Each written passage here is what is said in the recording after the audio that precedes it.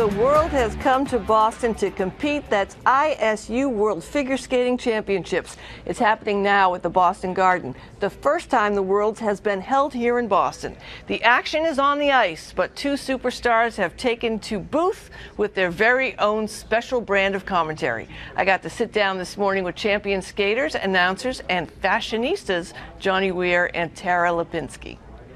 So welcome to Boston. Have you skated here before? I have. For what? Stars on Ice. Yep. And how about you? I skated here for a national championship and with Champions on Ice. So the big buzz about this event, obviously, for Americans is the hometown, home skate advantage. What are you looking for that will influence our skaters or help our skaters? The audience makes a huge difference, and even being in the arena yesterday watching the event, of course you can tell they're rooting for the US skaters and they're getting up on their feet at any chance they can, but they also, I think, are really taking in the event and embracing every country that steps onto the ice, and anyone who skates even remotely well, they're up on their feet, which is great. Really cool. You know, Johnny, I know that in other countries, these events, the World's, they sell out quickly, and folks come from all over the world when they can. So there's folks here from everywhere to watch skating. What kind of effect do you think that has on the fans from Boston who are here watching? It must make it, I mean, this is a very big deal. We can't, say that enough, but it must really lift folks up. Well, it's a wonderful experience as a skater to perform for a packed house. For Boston, for a Boston sporting event, it's fabulous that there are so many people that have come down from Canada, that have flown all the way from Japan, from Russia, from Europe. It really adds a different dimension to our sport and to the audience that's here, the local Boston crowd, which is already crazy for sports, crazy for skating. Massachusetts and Boston are awesome for skating and are so loud and boisterous. I want to talk about you two for a little bit, because you both each have paid your dues to the skating world. It must be such a joy now to be out and enjoying it and watching. I know you both still actively skate, but in the competitive world, that's sort of put aside. Now you must be just enjoying skating and being in the skating world more than ever, no? It really is a treat. I think, you work your entire life to reach certain goals, and you enjoy competing, you enjoy professionally skating, which I did for many years. Johnny still does more of it. I don't, but at the same time, you find a point where you feel that you've sort of met all your needs in those areas, and then you get to come to these events, and I think that's what it's all about. When you're a little girl, you dream of becoming an Olympic champion or a world champion or a national champion, and then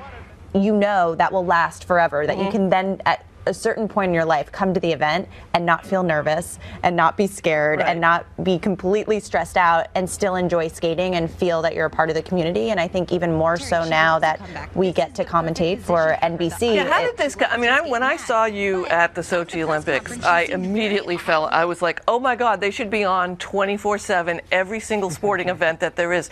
Would you host a presidential debate if they asked you to? I think that would be perfect. Of course. Of course we would. I mean, the thing is, we really can do anything. We work hard, and I think it's really interesting that people don't understand actually how hard it is what we do as commentators. I mean, we have an entire truck of people in an ear. We have to make decisions in a split second on live television. We have to know every fact about every skater down to the last second. We have and make it entertaining. And make it entertaining and make it us. So it is very difficult what we do, and we so enjoy it. But because of our hard work as Olympians and athletes, we can do anything. Presidential debate, dog show, Oscars.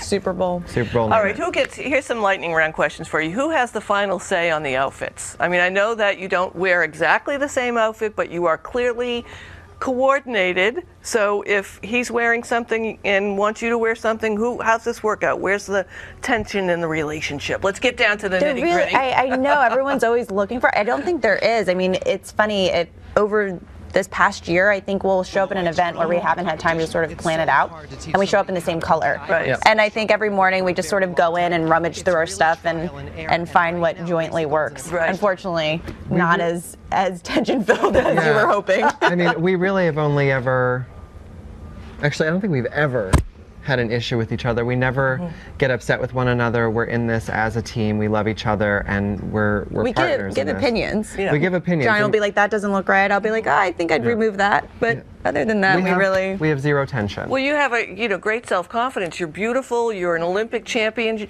You've had a gold medal. Did you think, like, in a relationship like this, you might be with somebody who was the pretty one? He is the pretty one. Right? He is the pretty one. I love it. Now, your website is great. This lifestyle recommendations and behind the scenes and workers' tips. How do you find time to do that as well as all of this? I don't know. I feel like, as a skater, your life was just packed with training and one singular focus. And I find that, the opportunities that were given to us after we've won these titles, it opens up so many doors, and it allows us to be creative and have fun, and I love to work, so I try to keep as busy as possible. Johnny, you're openly gay, I'm openly gay. Tara, we're working on that, but we'll see how it comes out. She has a beautiful man. She's getting married. Oh, beautiful. See, there's a little tension going on there. All right, so you're coming out. Folks might imagine that because you're in a world of the figure skating, which some people see as a way to be really for men to be feminine, even though they're masculine. That it's always been viewed that way. It might have been easier for you to come out than, say, a football player, and it really wasn't. There were the same challenges that people in other sports and other high-profile views did, but you did, and you've done a lot of work for youth now. How's your world now? Well, my world is fine. I am still looking for Mr. Right, but everyone's story is different. Everyone copes with things in a different way. I'm from a very small town in Pennsylvania where, had I been there for my whole life, who knows how things would have been different. But my, I'm gay, and I have no problem saying that. But for me, the greatest statement I could ever make is succeeding and living a happy life and being a happy person. There's very little of my life, aside from the bedroom, that centers around being gay. Right. My life centers around being Johnny Weir and being great at what I do. So I got some questions from folks on Facebook and on Twitter. People want to know when you met, and when you did meet, did you immediately feel that chemistry that everyone can see between the two of you? Well, we have known about each other for a long time. I mean, figure skating is a really small world, but generationally, we're just a little bit off, despite the similarity in age, because she was so young when she was a rock star. And I had to wait a little bit longer. But we worked together after the Vancouver Olympics in 2010, and we immediately fell in love. And then I decided to continue trying to compete. She was working for television. And I wasn't allowed to work for television as I was competing, so I couldn't really commentate. Once I actually retired, we were put on the Grand Prix series for NBC. I was covering the men, Tara the ladies, and we had the great idea of working together, because it's 3 a.m. we're working some of these shows, and it'd be nice to have some company. And we just instantly clicked and fell in love. The rest is history. The rest is history. All right, other people want to know, the overwhelming question was, how can I hang out with you, both of you? We get that question all the time. It's hysterical. I mean, every single one was, I want to hang out with them, I want to hang out with them. I know you've already been to Newbury Street. Yes. You guys going to be hanging out? Where have you been? I know there's an ice sculpture happening tonight. I know. Yeah. That's very exciting over at the ice bar. That's a first for us. Yeah, we never had an ice sculpture bust. But we, it's really wonderful that people want to accept us into their circle of friends, and people want to hang out and want to find us just to talk through it and be like, oh, you know what, I'm a gay dude and I have a best girlfriend, or I'm a girl and I have the best, gay dude friend, or whatever it may be. But honestly, we work our tails off. So when we leave this building, which we're going to be here pretty much all day, aside from a few random Starbucks runs, we go right to bed because we only have 4 hours of sleep before we have to get up and do it all again.